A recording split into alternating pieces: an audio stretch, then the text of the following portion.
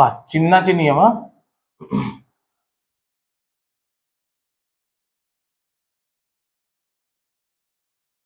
आता इथं काय होते, हा गणिताचा महत्वाचा भाग आहे. कारण जर तुम्हाला चिन्हाचे नियम, चिन्ह कुठं कसे वापरायचे, कुठले चिन्ह असले म्हणजे प्रक्रिया कशा बदलतात, बेरीज वजाबाकी होते, गुणाकार भागाकार होते, है की नाही. तर मग ह्या प्रक्रिया ज्या होतात गणितामध्ये आणि चिन्हांचा काय संबंध आहे हे जर स्पष्टपणे समजलं नाही तर सगळ्यात महत्वाचं म्हणजे तुम्हाला समीकरण सॉल्व्ह करता येणार नाही. आणि गणित म्हणजे काय, समीकरण. गणितामध्ये तुम्हाला प्रत्येक चॅप्टर मध्ये समीकरणे जी आहेत ती सोडवावीच लागणार. मग त्या समीकरणाचं उत्तर बरोबर कसं येईल, तुम्हाला चिन्हाचे नियम जर माहीत नसतील किंवा चिन्हाच्या नियमामध्ये कन्फ्युजन असेल तर तुमचं उत्तर जे आहे ते 100% चुकेल. आणि चिन्हाचे नियम माहीतच नसतील तर मग गणित जो आहे हा विषय तुम्ही कधीही क्रॅक करू शकत नाही आपल्या स्पर्धा परीक्षेतला, है ना. मग गणिताला जर क्रॅक करायचं आहे तर मूलभूत गोष्टी ज्या आहेत त्या माहीत असणं पाहिजे. त्या मूलभूत गोष्टींपैकी एक गोष्ट आहे, एक नियम आहे, ते आहेत चिन्हाचे नियम. तर इथं चिन्हाचे नियम वापरत असताना वेगवेगळ्या परिस्थिती येतात, त्या परिस्थितीनुरूप चिन्हाचे नियम वापरावे लागतात. तर सगळ्याच परिस्थिती ज्या आहेत त्यांचा अभ्यास आपण इथं करून घेऊ की कुठल्या परिस्थितीमध्ये चिन्हाच्या नियमांचा कसा वापर करायचा आहे ना, आणि कुठल्या परिस्थितीमध्ये काय होते. हे तुम्ही शिकलात तर तुमचे कॅल्क्युलेशन जे आहेत ते चुकणार नाहीत. म्हणजे तुमचं कॅल्क्युलेशन करत असताना चिन्हांमुळे तुमची चूक जी आहे ती होणार नाही. आणि हे फार महत्वाचं आहे. ज्याला हे जमतं त्याला गणित क्रॅक करण्याचे चान्सेस जास्त आहेत. ज्याला हे जमत नाही त्याचे चान्सेस शून्य आहेत. त्याला जमणारच नाही, म्हणजे त्याचं ते होणारच नाही कॅल्क्युलेशन कम्प्लीट. कारण उत्तर नेहमी चुकीचंच निघणार आहे. उत्तर नेहमी चुकीचंच निघणार आहे. मग गणित तुम्ही क्रॅकच करणार नाही, गणित पासच होणार नाही. आणि गणित हा महत्वपूर्ण विषय आहे सर्वच स्पर्धा परीक्षांमध्ये सध्या, है ना. मग बा चिन्हाचे नियम एकदम शांततेने सांगतो मी तुम्हाला. आणि एक एक महत्वाची गोष्ट जी आहे ती सांगतो. बा बेरजेपासून सुरुवात करू. बेरीज. बेरीज कधी होते, है ना. दोन संख्यांमध्ये बेरीज होते कधी. बघा बेरजेचा नियम म्हणतो की जर दोन्ही संख्या, ज्या संख्यांदरम्यान कुठली तरी प्रक्रिया व्हायची आहे, त्या दोन्ही संख्यांची चिन्हे समान असतील तर त्या दोन संख्यांची बेरीज होते. ठीक आहे. नियम काय म्हणतो, जर दोन संख्यांची चिन्हे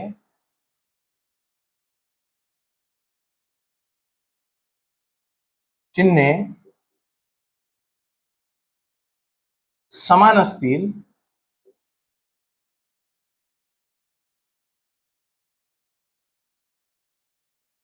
तर त्या दोन संख्यांची बेरीज होते. ठीक आहे. त्या दोन संख्यांची बेरीज होते.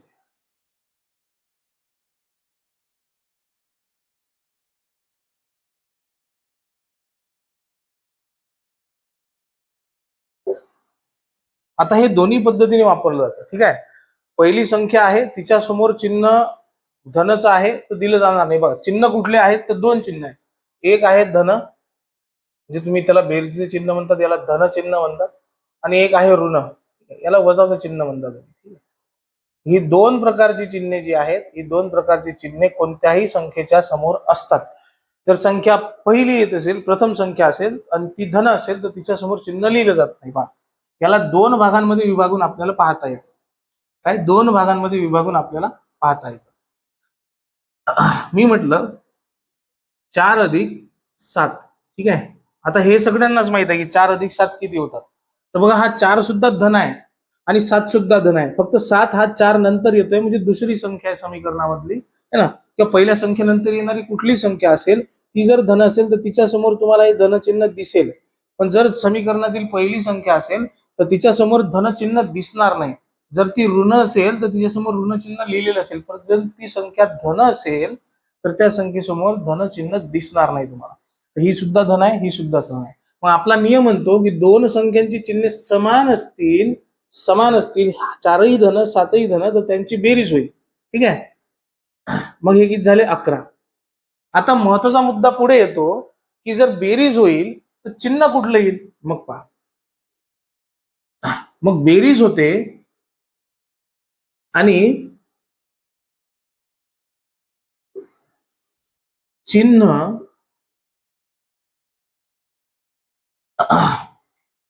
जे असेल ते दिले जाते. ठीक आहे. चिन्ह जे असेल ते दिले जाते.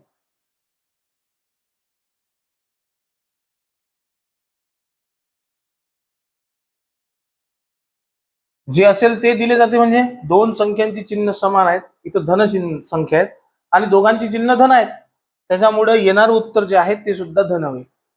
पण परिस्थिती एक अशी आहे की तुम्हाला म्हटलंय की -4 -7. मग आता इथंही तोच नियम लागतो की दोन्ही संख्यांची चिन्ह समान आहेत, पण 4 आहे तोही ऋण आहे, 7 आहे ती संख्या सुद्धा ऋण आहे. ठीक आहे, -4 -7 म्हणजे -4 -7. तर दोन्ही संख्यांची चिन्ह समान असताना दोन्ही संख्यांची काय करायची, बेरीजच करायची. ठीक आहे, संख्यांची चिन्ह समान आहे, बेरीज करायची, म्हणजे 7 आणि 4 11 होतील. पण मग चिन्ह कुठलं, तर चिन्ह जे असेल ते, चिन्ह कुठलं आहे, ऋण आहे, तर -11, ऋण 11 आहे ना, -11.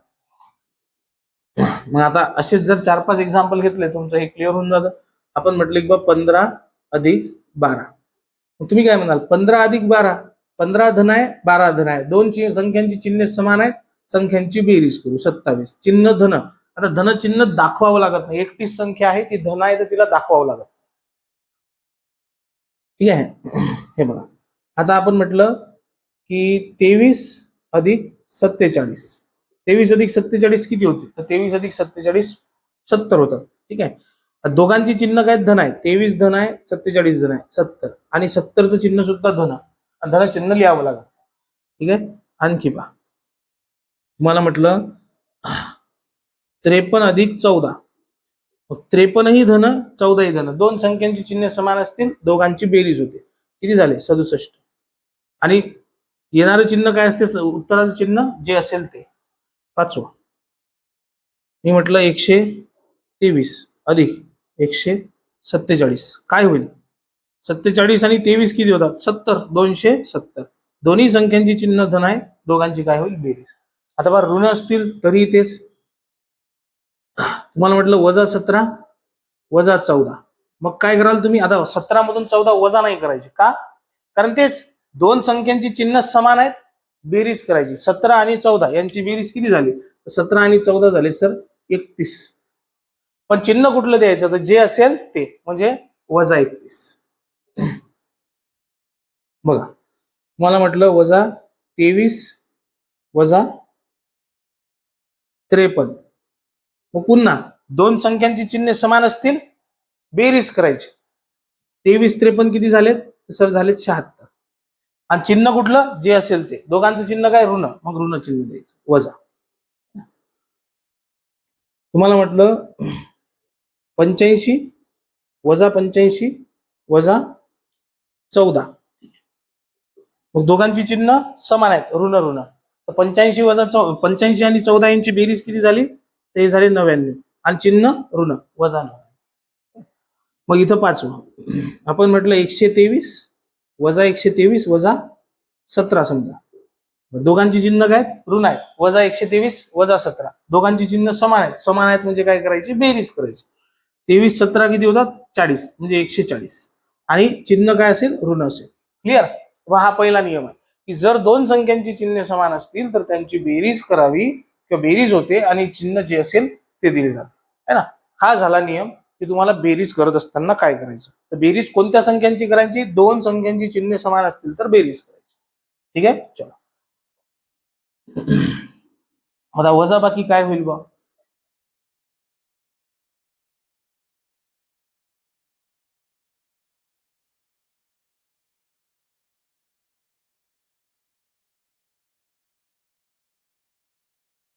वजा बाकी कोणाची होते,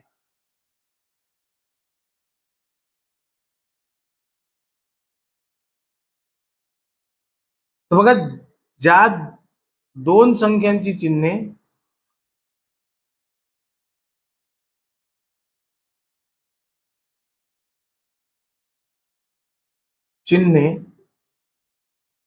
वेगवेगळी असतात, भिन्न असतात, वेगवेगळी असतात,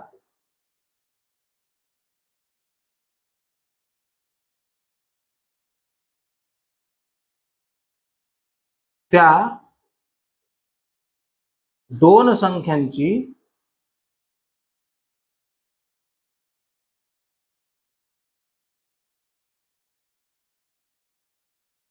वजाबाकी होते, आणि चिन्ह मोठ्या संख्येचे दिले जाते.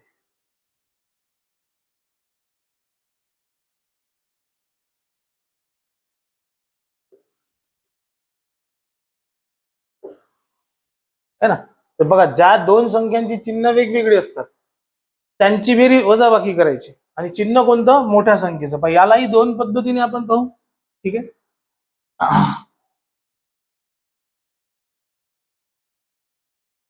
जसं मी म्हटलं की बा एक संख्या आहे 17 वजा 4, तर तुम्हाला हे समजतं, प्रत्येकाला समजते 17 वजा 4. 17 ही धन संख्या आहे. पहिली संख्या धन असेल तर तिच्या समोर चिन्ह लिहित नाही आपण. 17 ही धन संख्या आहे आणि 4 ही ऋण संख्या आहे. म्हणजे दोन संख्यांची चिन्ह झाली वेगवेगळी. मग आता दोन संख्यांची चिन्ह वेगवेगळी असतील किंवा वेगवेगळी असतात, त्या दोन संख्यांची काय होते, वजाबाकी होते. त्यांची काय होते, वजाबाकी होते. मग 17 मधून 4 गेले, किती राहिले, 13. 17 मधून 4 गेले, 13 राहिले. आणि चिन्ह कोणत्या संख्येचं, मग आता 13 वर चिन्ह द्यावं लागेल ना. मग चिन्ह कोणाचं, तर मोठ्या संख्येचे चिन्ह.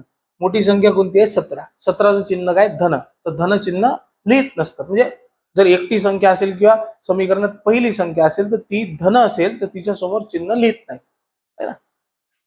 आता बा इथंच मी म्हटलंय असं असेल, वजा 17 अधिक 4, तरीही काय होईल, वजा बाकीच. का, कारण बघा 17 ही जी संख्या आहे ही ऋण आहे आणि 4 ही धन आहे. ऋण संख्या जर प्रथम असेल, ऋण संख्या कुठेही असली तरी तिच्या समोर ऋण चिन्ह जे आहे, वजाचं चिन्ह दाखवलं जातं. वजा 17 अधिक 4, दोन संख्यांची चिन्हे वेगवेगळी आहेत. मग पहिला मुद्दा काय, की दोन संख्यांची चिन्ह वेगवेगळी असतील तर वजाबाकी करायची.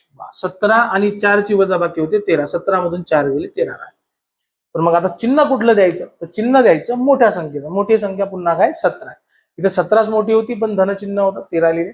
इथे 17 मोठी आहे पण ऋण चिन्ह आहे, आपण लिहिले वजा 13.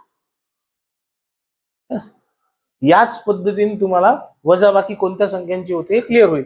संख्या कुठेही असू द्या, सुरुवातीला असली संख्या धन असो ऋण असो, है ना, कुठेही असू द्या, या संख्यांना आपण कुठल्याही पद्धतीने पाहू शकतो. जर मी म्हटलं की बा 8 वजा 13 आहे, ठीक आहे, तर 8 वजा 13चा अर्थ काय, की दोन संख्यांची वजाबाकीच होणार आहे. 8 ची आणि 13ची वजाबाकीच होणार आहे, कारण 8 ही धन आहे, 13 ही ऋण आहे.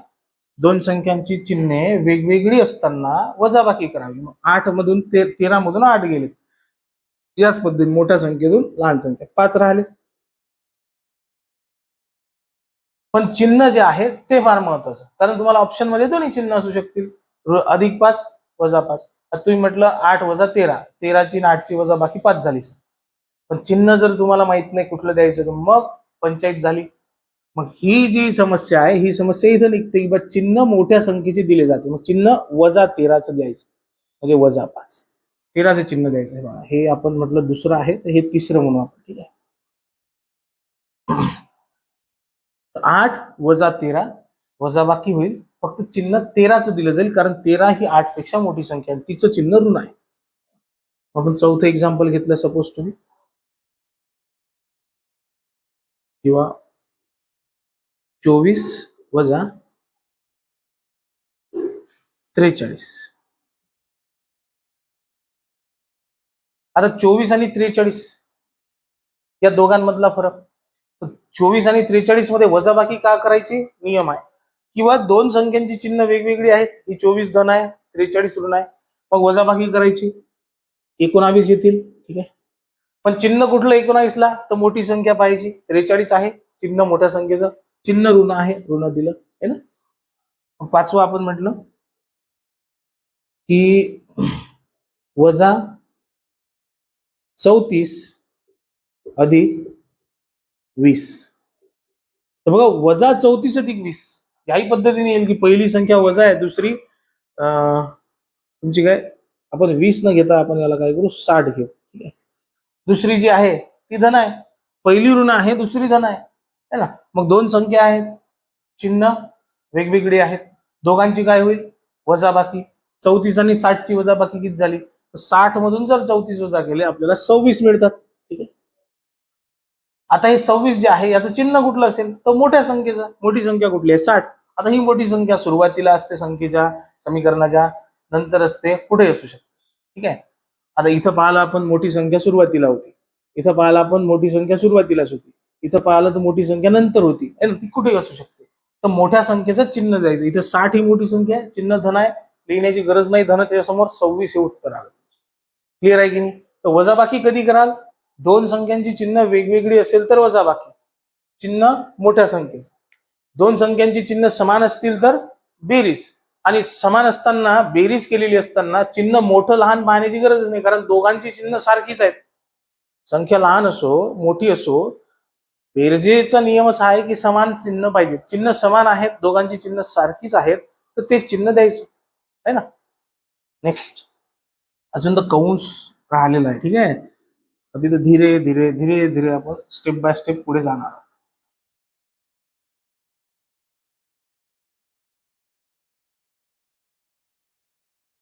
आता गुणाकाराचा नियम काय, तो गुणाकार तर चिन्ह असेल गुणाकाराचं, तो गुणाकार करावाच. ठीक आहे.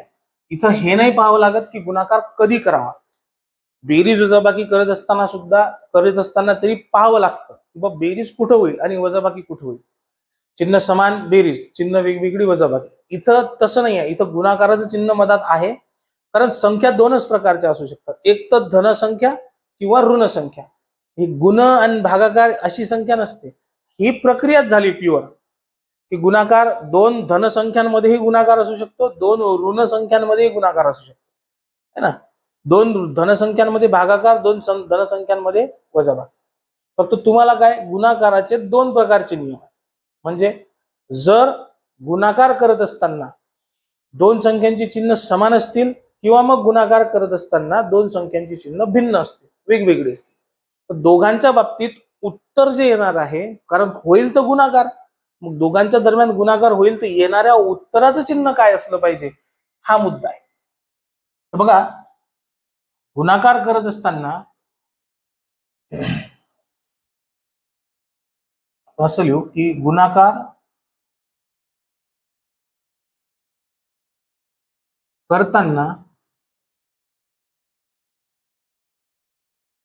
दोन संख्यांची चिन्हे, दोन संख्यांची चिन्हे. आता हे काय, दोन संख्यांची चिन्हे समान असतील तर काय करायचं,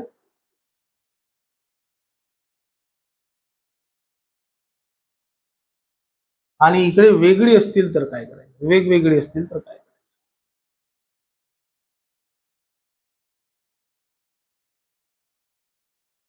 दोन्ही गोष्टी समजून सांगतो की दोन संख्या आहेत, गुणाकाराचा संबंध आहे, चिन्ह समान असतील, चिन्ह वेगवेगळे असतील, उत्तर काय नाही. आता इथं लहान संख्या मोठी संख्या हे पाहण्याचं कामच नाही पडत. जसं की आपण म्हटलं की समजा 14 गुणीला 15 आहेत, समजा 14 गुणीला 15 आहे. आता 14 आणि 15चा गुणाकार आहे, तो होईल गुणाकारच, तुम्ही लिहिसाल गुणाकारच. 14 गुणीला 15 210 होतात. फक्त आता मुद्दा आहे की हे जे उत्तर आलं याचं चिन्ह काय असलं पाहिजे. तर बघा, जेव्हा दोन संख्यांची चिन्हे समान असतात त्यावेळेस त्यांच्या गुणाकाराचं चिन्ह नेहमी धन असतं. दोन संख्यांची चिन्हे समान असतात म्हणजे दोन्ही धन असतील तर उत्तराचं चिन्ह धन, आणि दोन्ही ऋण असतील तरी उत्तराचं चिन्ह धन. म्हणजे दोन संख्यांचा गुणाकार करताना जर दोनही संख्यांची चिन्हे समान असतील, दोन्ही संख्या धन असतील तरी उत्तर धन, ऋण असतील तरी उत्तर धन. आता बघा, आता मी हेच जर असं म्हटलं असतं की वजा 14 गुणीला वजा 15, तुम्ही म्हटलं असतं 14 गुणीला 15 आहेतच, वजा 14 गुणीला वजा 15, तर 14 आणि 15चा गुणाकार आहेच 210. मग आता चिन्ह कुठलं द्यायचं, तर इथं असं नाही की वजाची चिन्ह आहे तर वजा द्या, धन चिन्ह आहे तर धन आहे, नाही. गुणाकार करत असताना दोन संख्यांची चिन्हे समान असतील तर येणाऱ्या उत्तराचं चिन्ह धनच असते. मग ती 14 गुणीला 15 सुद्धा 210 होतात, आणि वजा 14 गुणीला वजा 15 सुद्धा 210 होतात, कारण दोन संख्यांची चिन्हे समान आहेत. वजा गुणीला वजा अधिक होऊन जातं, वजा गुणीला वजा अधिक होतो. काय होतं, वजा गुणीला वजा अधिक होतो. तर दोन संख्यांची चिन्हे समान असतील तर गुणाकारात येणारं उत्तर धन असते. गुणाकारात येणारं उत्तर धन असते. क्लिअर है ना? आणि जर दोन संख्यांची चिन्हे वेगवेगळी असतील, जसं की आपण म्हटलं 12 गुणिला वजा 13 समजा,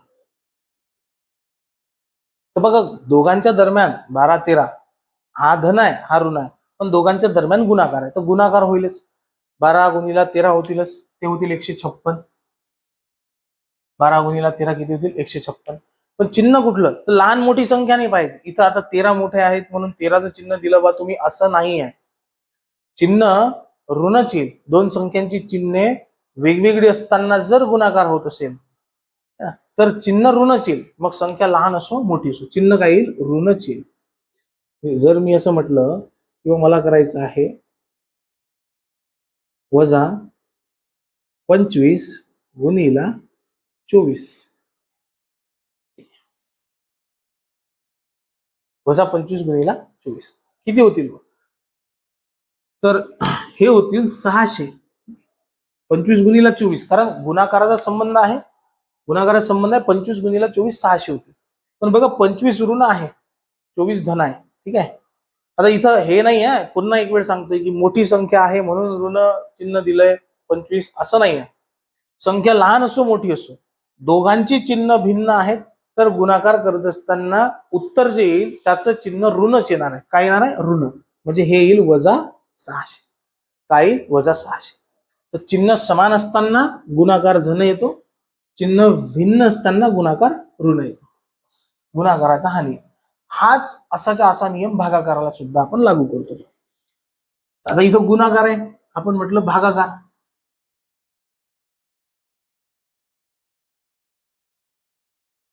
मग आपण हे इथे तेच म्हणू की भागाकार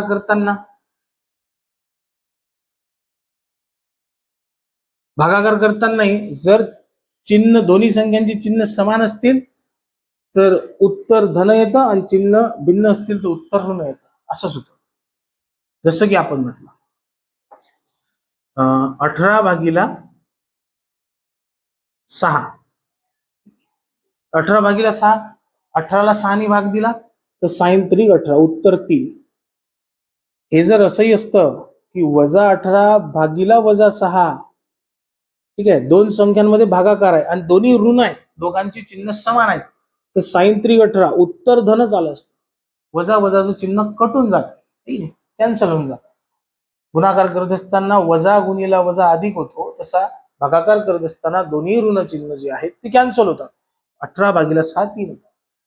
आता वेगवेगळी असतील तरीही तुम्हाला तेच पाहायचं ना, जसं मी म्हटलं 36/3 आहे ना, आणि मी म्हटलं वजा 3 आहे. 3 नाही नुसता वजा 3 आहे. मग आता 36/3, तर 36 धन आहे, 3 ऋण आहे, पण भागाकाराचा संबंध आहे, तर 36/3 होतील 12.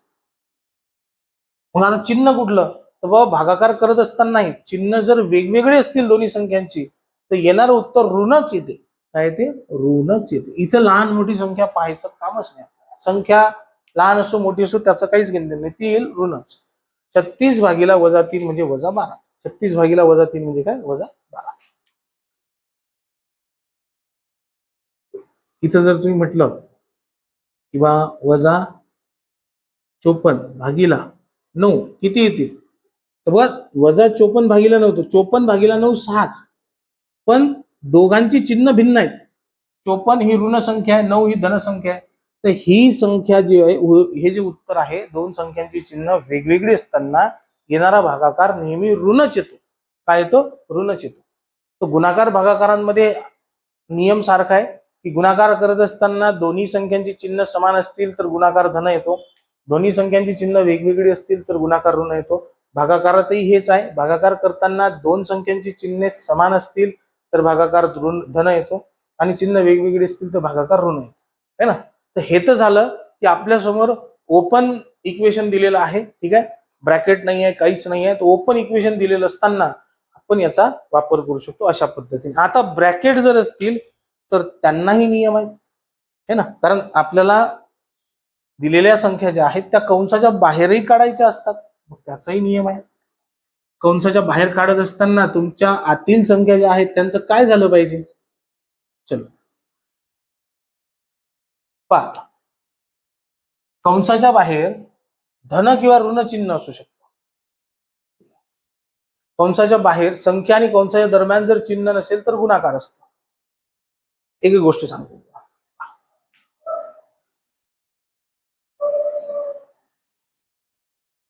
कंसाच्या बाहेर, कारण इथंही विद्यार्थी चुकतात. कंसाच्या बाहेर धन चिन्ह असताना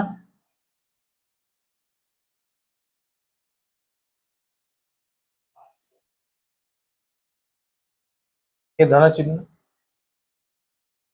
ऋण चिन्ह असताना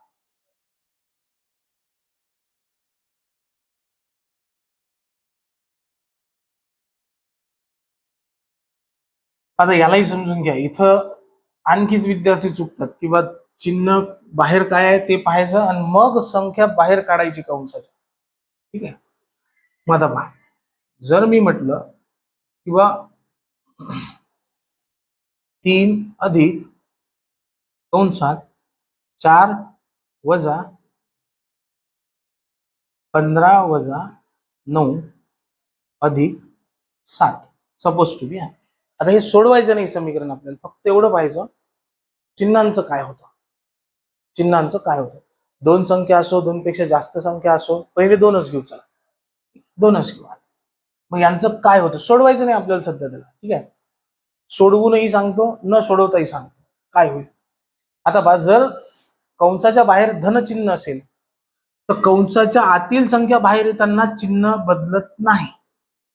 म्हणजे असेल 3 अधिक, हा धन आहे, हा धनच बाहेर येईल, हा ऋण आहे, हा ऋणच बाहेर येईल. आता या दोघांचं कॅल्क्युलेशन जर केलं तुम्ही, 15 मधून 9 गेले, 6 राहिले, तर 6 ही धन आहेत तर धनच बाहेर येते. काय, 6 जर धन आहेत तर धनच बाहेर येतील. ही संख्या बाहेर आणली, फक्त आपल्याला पाहायचं बाहेर आल्यावर काय होतं. आता जर तुम्ही कॅल्क्युलेशन केलं याचं, तर कॅल्क्युलेशन करू नये. तुम्ही जर म्हटलं की बा सर हे असं झालं, 3 अधिक कंसात 6 आले, कारण 15 वजा 9 6 होतात, तर हे बघा हे असेच येतील. 3 अधिक 6 चे 6 धन आहे. ही परिस्थिती अशी असेल तरी तसंच होईल, जसं की 3 अधिक वजा 15 अधिक 9. ठीक आहे. आता दोन संख्यांची चिन्ह नियम येतात ना, की दोन संख्यांची चिन्ह वेगवेगळी असतील तर काय होते, वजाबाकी होते. कंस पहिले सोडवायचा असतो आपल्याला, ठीक आहे. पण आता जर कंस न सोडवता आणला तर आपण बघा, 3 अधिक कंसाच्या बाहेर धन चिन्ह आहे तर आतील संख्या जशा आहेत तशाच येतील. आता काय होईल, फक्त हे धन जे आहे हे धन चिन्ह बदलेल, कारण 15 बाहेर येतील आणि 15 ऋण आहे. पहिली संख्या 15 आहे ती बाहेर येते, ऋण आहे, तर तुम्हाला वजा 15 लिहावा लागेल. हा धन जो आहे हा धन गुणिला ऋण होईल, आणि मग धन संख्या जशीच्या तशी अधिक 9, धन गुणिला धन जशीच्या तशी. सोडवलं तुम्ही समजा तर 3 अधिक कंसात काय झाले, वजा 15 अधिक 9. आता सोडवलं समजा समीकरण, तर दोन संख्यांची चिन्ह वेगवेगळे असताना होते वजाबाकी, हे आले 6. पण 6 कसा येईल, संख्या चिन्ह कोणत्या, मोठ्या संख्येचं, वजाबाकी चिन्ह मोठ्या संख्येचं, वजा 6. मग आता याला बाहेर काढत असताना धन गुणिला गुणाकार आहे बघा, या दोघांच्या दरम्यान गुणाकार असतो. धन गुणिला ऋण होतात, म्हणजे चिन्ह धन जर बाहेर असेल तर आतील संख्या जशीच्या तशी बाहेर येते. हा ऋण आहे तर ऋणच बाहेर आहे, हा धन आहे तर धनच बाहेर आहे. समीकरण सोडवायचं नाही आपल्याला, फक्त आपल्याला हे पाहायचं काय होईल. आता हे तर तुम्हाला माहितीच आहे की इथं दोन संख्यांची चिन्ह वेगवेगळी आहेत, तर काय येईल, वजाबाकी होईल. 6 मधून 3 गेले, 3 राहिले, चिन्ह मोठ्या संख्येचं वजा 3. हे गेलं तरी तसंच येणार आहे. म्हणजे म्हणण्याचा अर्थ हा की तुम्हाला संख्या जर कंसाच्या बाहेर जर धन चिन्ह असेल तर आतील संख्या कितीही असो त्या जशा जशा आहेत तशाच्या तशा बाहेर येतील. त्या धन आहेत, धन बाहेर येतील, ऋण आहेत, ऋण बाहेर येतील. त्या पहिले ऋण आहेत, ऋणच बाहेर येतील, धन आहेत, धन बाहेर येतील, है ना. तर कंसाच्या बाहेर जर धन चिन्ह असेल तर आतील संख्या जशीच्या तशी बाहेर येते, तिच्या चिन्हामध्ये काही बदल होत नाही. धनसंख्या धनच राहते, ऋण संख्या ऋणच राहते, याच्यामध्ये काहीही बदल होत नाही. आता बघा, ही पहिली पायरी आहे की तुम्हाला चिन्हाचे नियम सांगितले जात आहे. ठीक आहे, कारण हे महत्वाचं आहे. कारण कित्येक विद्यार्थ्यांना गणितामध्ये शाळेमध्ये असताना प्रॉब्लेम होता. गणित आणि आपला 36 दुनी 72चा आकडा, बरोबर आहे, ते जमतच नाही. असे कित्येक विद्यार्थी, त्याची भरपूर कारणं असतील. ठीक आहे, मग इथं आल्यानंतर तुमच्यासाठी काय की बा गव्हर्नमेंट जॉब तर पाहिजे. गणित म्हणजे सासूसारखं आहे आपल्याला, सुनेले सासूसारखं आहे ते गणित. आपण सुन तो सासू, जमतच नाही. तर मग तशी परिस्थिती असल्यानंतर स्पर्धा परीक्षेमध्ये गणित महत्वाचा विषय असल्यानंतर आपली तर वाट लागेल ना. मग ती वाट लागू नये याच्यासाठी फार छोट्या छोट्या गोष्टी. आता हे कधी शिकले असाल तुम्ही? जर तुम्ही माझ्या काळात असाल, समजा मी ज्यावेळेस शाळेत होतो त्यावेळेसची गोष्ट, तर 5व्या वर्गात हे शिकलो होतं. आता लवकर शिकवतात, पण आम्हाला 5व्या वर्गात शिकवलं होतं. ठीक आहे, चिन्हाचे नियम जे 5वीत शिकलो ते आता शिकायचं आहे आपल्याला. का? कारण आता आपल्याला ते घोडे अडलेले आहेत ना, सगळे सगळे ते जे घोडे अडलेले आहेत ते घोडे अडू नयेत म्हणून ह्या गोष्टी पाहिजेत. बेसिक फार सोपा आहे, फार साधा आहे. ज्याला माहित असेल तो विचार करेल की हे काय पांचटपणा लावला, हे काय शिकून राहील तुम्ही. पण ज्याला माहित नाहीये त्याला समजते त्याची किंमत, की बा नाही हे आपल्याला जमत नाही, आता हे आपल्याला जमायला लागलं. तर याच्यावर तुम्हाला काय करायचं, आता इथून पुढे समीकरण येतील है ना. समीकरण सोडवणार आहोत गणितामध्ये. सिम्प्लिफिकेशन नावाचं चॅप्टर असेल, त्याच्या पहिले आपण पूर्णांक संख्या है ना, यांची बेरीज वजाबाकी गुणाकार भागाकार हे पण शिकतो बेसिक पासून एकदम. तर हे शिकत असताना हे चिन्हाचे नियम येतातच. मग आपल्याला त्या चिन्हांचा वापर, या चिन्हाच्या नियमांचा वापर तिथं करायचा. म्हणजे तुम्हाला कॅल्क्युलेशन करत असताना कुठेच प्रॉब्लेम जाणार नाही. फक्त हे व्यवस्थित पद्धतशीरपणे लिहायचं, रोज सराव करत राहायचा है ना. रोज हे चिन्हाचे नियम जे आहेत ते काढत राहायचे, वाचत राहायचे, पाहत राहायचे, सोडवत राहायचे. उदाहरण आपल्या परीने संख्या घ्यायच्यात. आपल्याला संख्या तर घेता येतील काही नाही. आता मी हे अंदाजेच घेतला, 3 अधिक कंसात 15 वजा 9 येऊन घ्यायची. मग आपण त्या पद्धतीने ते सोडवत यायचं है ना. म्हणजे आपला सराव होत राहील आणि मग आपल्याला कॅल्क्युलेशन करत असताना प्रॉब्लेम जाणार नाही. महिना 2 महिने होतो प्रॉब्लेम, पण 4-4 महिने बॅच गणिताची बुद्धिमत्तेची चालते. या 4 महिन्यांमध्ये तुम्ही रोज जर याचा सराव करत राहिला तर 4 महिन्यानंतर तुम्हाला स्वतःला समजेल की मला सगळं काही जे आहे ते क्लिअर झालेलं आहे. आता काहीच प्रॉब्लेम राहिलेला नाही. तर जे जे छोटे छोटे प्रॉब्लेम आहेत ते सगळे प्रॉब्लेम क्लिअर करत चालायचे. बघा, धनचिन्ह असताना काय, कंसातील संख्या बाहेर येताना जशीच्या तशी बाहेर येते. पण जर कंसाच्या बाहेर ऋणचिन्ह असेल तर बा, सपोज टू बी तुम्हाला म्हटलं की 7 वजा 13 अधिक 9 वजा 5, संख्या किती असो, इथं 2 घेऊन पाहिला आपण, इथं 3 घेऊन. आपल्याला सोडवायचं नाही, पहिले सोडवू आपण, पण सोडवायचं नाही. आपल्याला पाहिजे बाहेर आल्यावर काय होतं. 7, आता बघ वजाचं चिन्ह आहे, हा 13 धन आहे, पण बाहेर आल्यानंतर कंसाच्या बाहेर जर वजा चिन्ह असेल तर आतील संख्या, कंसाच्या आतील संख्या बाहेर येताना त्यांचं चिन्ह बदलत जातं, कारण गुणाकार होतो. ऋण गुणीला धन ऋण होतील, म्हणजे हा वजा आहे, ही संख्या धन आहे तर ही वजा म्हणून बाहेर येईल, वजा 13. आता ही संख्या सुद्धा अधिक आहे म्हणजे धन आहे, तर ही संख्या सुद्धा वजा म्हणून बाहेर येईल, वजा 9. आता हा वजा 5 आहे, हा अधिक 5 होईल. बस चिन्ह बदलत जाते, चिन्ह बदल होत जाणार आहे. संख्या कशी असो, ऋण चिन्ह जर कंसाच्या बाहेर आहे तर ती संख्या बाहेर येत असताना प्रत्येक संख्येचं चिन्ह बदलत जाईल. धन असेल तर ऋण होईल, ऋण असेल तर धन होईल, कारण इथं गुणाकार होतो. ऋण गुणीला धन ऋण होतात, ऋण गुणीला धन ऋण होतो, ऋण गुणीला ऋण धन होतो. आता हे असं लक्षात नाही राहत, पण एवढं तर लक्षात राहते की नाही आपल्याला, की कंसाच्या बाहेर ऋण चिन्ह असेल, वजाचं चिन्ह असेल तर आतील संख्या बाहेर येताना चिन्ह बदलत जाते. आता याला जर सोडवलं तुम्ही तरी तुम्हाला तसंच लक्षात येईल. 7 वजा 13 अधिक 9, दोन संख्या आहेत, पहिले तर दोघांचीच प्रक्रिया होते, दोघांची चिन्ह धन आहेत. संख्यांची चिन्हे समान असताना संख्यांची बेरीज होते, चिन्ह जे असेल ते. 13 अधिक 9 किती होतात, 22. एकदम शांततेने 13 9 किती होतात, 22. सर 22 वजा 5 आहे, म्हटलं 7 वजा, आता दोन संख्या आहेत 22 आणि 5, दोघांची चिन्ह वेगवेगळे, हा धन आहे, हा ऋण आहे, वजा बाकी होते. हे तर आपल्याला डायरेक्टच समजते, 22 वजा 5 असं लिहिलं. 22 मधून 5 गेले, किती राहिले, 17. मग आता हा 17 बाहेर आला तर 7 वजा, कारण हा धन आहे हा ऋण होईल, वजा 17. आता या दोघांची चिन्ह वेगवेगळी आहेत तर काय होईल, वजा बाकी. 17 मधून 7 गेले 10 राहिले, चिन्ह मोठ्या संख्येचं वजा 10 आहे ना. क्लिअर आहे ना. तो चिन्ह ऋण असताना काय होते, संख्या कंसाच्या बाहेर येत असताना त्या संख्येचं चिन्ह बदलतं, त्या संख्येचं चिन्ह काय होतं, बदलतं. पाहता जसं आपण म्हटलं की बा 8 वजा कंस 24 वजा 12 अधिक 3. मग हे काय होईल, फक्त बाहेर काढतो म्हटलं तर 8, 24 धन आहे ऋण होईल, वजा 12 आहेत अधिक 12 होतील, अधिक 3 आहे वजा 3 होतील. सोडवलं समजा, कंसाच्या आतच सोडवलं, वजा 24 मधून 12 गेले, कारण 24 ही धन आहे 22 ही ऋण आहे. दोन संख्यांची चिन्ह वेगवेगळी असताना वजा बाकी करा. 24 मधून 12 गेले 12 राहिले, चिन्ह मोठ्या संख्येचं धन अधिक 3. मग 8 वजा 12 अधिक 3 15. मग 8, आता हा ऋण चिन्ह आहे, हा धन आहे, 8 वजा 15 होते. 8 वजा 15 किती होते, तर 8 वजा 15 7 होते. पण चिन्ह मोठ्या संख्येचं म्हणजे 15चं वजा बाकी, कारण दोन संख्यांची चिन्ह वेगवेगळी असताना वजा बाकी करायची आपल्याला, चिन्ह मोठ्या संख्येचं द्यायचं, 7 वजा 7 आहे ना. स्पष्ट होतंय की नाही, क्लिअर होतंय. तर बघा पुन्हा नियम आहे, कंसाच्या बाहेर धनचिन्ह असताना आतील संख्यांचं चिन्ह न बदलता त्या बाहेर येतात, पण कंसाच्या बाहेर ऋण चिन्ह असताना आतील संख्यांची चिन्ह एक एक करून बदलतात आणि मग त्या बाहेर येतात, है ना. हे नेहमी लक्षात ठेवा. मग ती संख्या 1 असो, ती संख्या एकापेक्षा जास्त असो, हे कंसाच्या बाहेर धन आणि ऋण चिन्ह असण्याचे नियम आहे. पण आता जर कंसाच्या बाहेर चिन्हच नसेल सर, तर मग त्याचा काय संबंध, तर तेही सांगून देतो, है ना.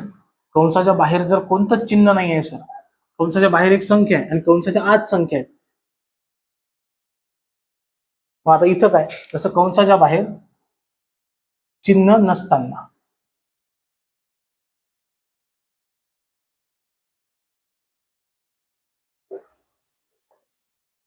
सपोज टू आपण म्हटलं की 4 कंसात 7 आहे. आता याचा अर्थ काय होतो, 4 कंसात 7 एक संख्या पाहिजे, 4 कंसात 7, मग याचा अर्थ होतो कंसात, हे बघ संख्या आणि कंसाच्या दरम्यान कोणतंच चिन्ह नाही आहे, संख्या आणि कंसाच्या दरम्यान कोणतंच चिन्ह नाही आहे, म्हणजे त्यांचा गुणाकार आहे. गुणाकार कोणासोबत, संपूर्ण कंसासोबत. संपूर्ण कंसात एकच संख्या आहे, तर हा होईल 4 गुणिले 7 28. आता बघ दुसरा 5 कंसात 7 अधिक 8. आता 5 आणि कंस हा पूर्ण कंस, याच्या दरम्यान कोणतं चिन्ह नाही, म्हणजे यांचा गुणाकार आहे, पण 5चा गुणाकार कोणासोबत, संपूर्ण कंसासोबत. मग संपूर्ण कंसासोबत असण्याचा अर्थ काय, तर कंस सोडवल्यानंतर जे उत्तर येईल, तर कंस सोडवल्यानंतर जी संख्या येईल त्या संख्येसोबत. आता असं नाही की हे असंही करता येतं, 5 गुणिले 7 अधिक 5 गुणिले 8, हो ते तसंही होतं. 5चा 7 सोबतही गुणाकार आहे, 8 सोबतही गुणाकार आहे, असंही होतं, है ना. आणि तुम्ही जर यांची बेरीज केली, कंस सोडवला तरी गुणाकार असेल. 5 गुणिला 7 आणि 8 15, 15 5 75. आता हे बघा 5चा गुणाकार संपूर्ण कंसासोबत म्हणजे कंसातील एक एक संख्येसोबत, 5चा गुणाकार 7 सोबत सर, 5 7 35 अधिक 5चा गुणाकार अधिक का, कारण यांच्या दरम्यान बेरीज आहे. 5चा गुणाकार 8 सोबत सर, 5 8 40, मग 40 अधिक 35 किती होतात 75. काही केलं तरी उत्तर येते तिथंच, म्हणजे याचा अर्थ आहे की कंसाच्या बाहेरील संख्येचा कंसासोबत, संपूर्ण कंसासोबत गुणाकार. आता कंसात जेवढ्या संख्या असतील त्यांच्यासोबत गुणाकार. मग तुमच्याकडे दोन पर्याय, एक तर कंस पूर्ण सोडवा 15 आले मग गुणाकार करा, किंवा त्या कंसाच्या बाहेरील संख्येचा कंसाच्या आतील एक एक संख्येसोबत गुणाकार करा आणि जी प्रक्रिया असेल ती प्रक्रिया मांडा. फॉर एक्झाम्पल तुम्हाला म्हटलं 6 कंसात 3 अधिक 4 वजा 2, याचा अर्थ काय, 6चा संपूर्ण कंसासोबत गुणाकार, कारण चिन्हच नाही आहे तो गुणाकार. मग आता याला दोन पद्धतीने, एक तर कंस सोडवून 6 कंसात 3 अधिक 4 किती 7 वजा 2 करू शकता तुम्ही, ठीक आहे. म्हणजे ज्याला पुढे सोडवलं तर 6 गुणिला 7 वजा 2 5 30 होते, ठीक आहे. किंवा मग तुम्ही असं म्हणू शकता 6चा गुणाकार सर 3 सोबत आहे, 6×3 = 18. 6चा सर 4 सोबतही गुणाकार आहे, इथं बेरीज आहे तर बेरीज लिहिली मी, 6×4 = 24 वजा 6चा गुणाकार 2 सोबत आहे, 6×2 = 12. कंसाच्या आत संपूर्ण कंसासोबत गुणाकाराचा अर्थ होतो किंवा संपूर्ण कंसासोबत एखाद्या संबंधाचा अर्थ होतो की त्या कंसातील प्रत्येक संख्येसोबत तो संबंध. गुणाकार आहे तर प्रत्येक संख्येसोबत गुणाकार. मग 18 आणि 24 किती होतात? 42. 42 मधून 12 गेले, 30 राहिले. बस उत्तर तुमचं बदलणारच नाही, ते तसंच येईल. आता हे सर मग असं कधी करायचं आणि असं कधी करायचं, तर हे त्या समीकरणात दिलेल्या परिस्थितीनुरूप करावं लागतं. त्या समीकरणात जर अशी परिस्थिती असेल की आतील संख्यांचं कॅल्क्युलेशनच होत नाही, तुम्हाला असं पाहायला मिळतं की 5x+y. आता मला सांगा, x आणि y ची बेरीज होते का? कॅल्क्युलेशन होत नाही. जर कंडिशन अशी असेल की 5चा कंसासोबत गुणाकार आहे आणि आतील संख्यांचं कॅल्क्युलेशनच होत नाही, x आणि y ची बेरीज होत नाही, मग आता इथं ही परिस्थिती वापरावी लागते की एक एक संख्येसोबत गुणाकार. मग याला बाहेर काढत असताना असं म्हणू शकतो आपण 5x 5x अधिक 5y 5y, हे या पद्धतीने बाहेर येतं. पुन्हा जर असं असेल की 5x अधिक 2x, तर आता काय होतं? आता असं होतं की 5चा गुणाकार होईल, x आणि 2x ची बेरीज होते, मात्र या x सोबत काहीच नाही, म्हणजे 1 आहे, हा 1 आणि हा 2, असे 3 x आहेत. इथं किती x आहेत? 3 x आहेत. आणि मग तुम्ही म्हणसाल 5×3 15x 15x, है ना? हे या पद्धतीने कॅल्क्युलेशन करत असताना अशी समीकरणं येतात. अल्जेब्रा नावाचं चॅप्टर आहे, रेल्वेला फार महत्वाचं चॅप्टर आहे. रेल्वेच्या एक्झामिनेशन जेवढे आहेत, NTPC, group D, RRB, ALP म्हणा, टेक्निशियन म्हणा, है ना, RPF म्हणा, सगळ्यांसाठी अल्जेब्रा आहेच. आता TCS IBPS महाराष्ट्रातल्या सरळ सेवा भरती परीक्षा घेते तर त्यांनाही अल्जेब्रा आहेच. त्यांच्यासाठी जिथं जिथं अल्जेब्रा आहे तिथं तिथं अशी समीकरणं येण्याचे चान्सेस जास्त आहेत. म्हणजे ही समीकरणं अल्जेब्राची समीकरण.